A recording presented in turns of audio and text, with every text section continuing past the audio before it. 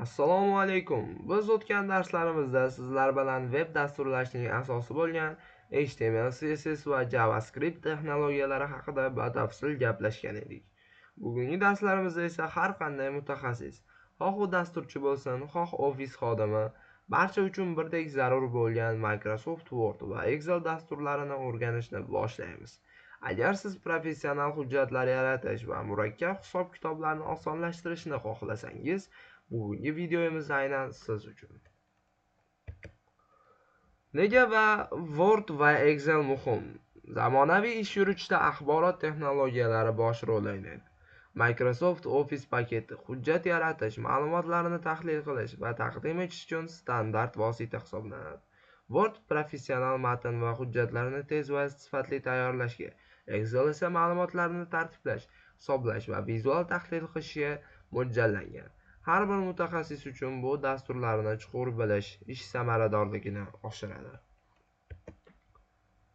Microsoft Word professional hujjatlar siri. Word dasturi matnlar bilan ishlashda juda keng imkoniyatlarni taqdim etadi. Maxsus stil to'plamlari yordamida hujjatlarning barcha qismlarini bir xil va tartibli ko'rinishga keltirish mumkin. Shuningdek, matnlarni yanada tushunarli qilish uchun unga rasm, diagramma va jadvallar qo'shib mazmunini boyitish imkoniyati mavjud. Track change funksiyasi esa jamoa bo'lib ishlayotganda tahrirlarni kuzatish va sharhlar qoldirish uchun juda qulay.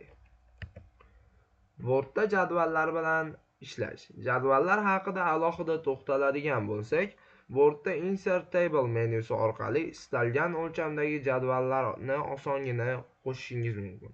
Bu shunchaki kataklar emas. Siz ularni birlashtirishingiz, chegaralarni sozlashingiz va o'zingizga mos professional dizayn yaratishingiz mumkin. Bu murakkab ma'lumotlarni tartibli ko'rinishda taqdim etish imkoniyatini beradi. Microsoft Excel ma'lumotlarni tahlil qilish va hisob-kitob.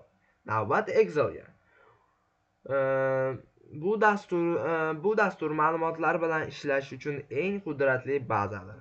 Pivot jadvallar va filtrlar orqali juda katta hajmdagi ma'lumotlarni ham soniyalar ichida tahlil qilsa bo'ladi. Excelning asosiy ustunligi shundaki, bu yerda sum, average, if va lookup kabi funksiyalar yordamida barcha hisob-kitoblar avtomatlashtiriladi.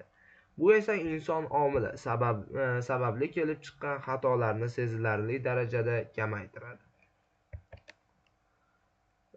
Integratsiya va yakun. Videomiz oxirida muhim bir jihat, bu ikki dasturning o'zaro integratsiyasi haqida aytib o'taman. Past link opsiyasi yordamida Excelning jadvalini Wordga bog'lab qo'ysangiz, Excelda birorta raqam o'zgarganda Worddagi hisobotingiz ham avtomatik yangilanadi. Xulosa qilib aytganda, ushbu dasturlarni mukammal o'rganish ish samaradorligini yanada yangi bosqichga olib chiqadi. E'tiboringiz uchun rahmat. Keyingi darslarda ko'rishguncha.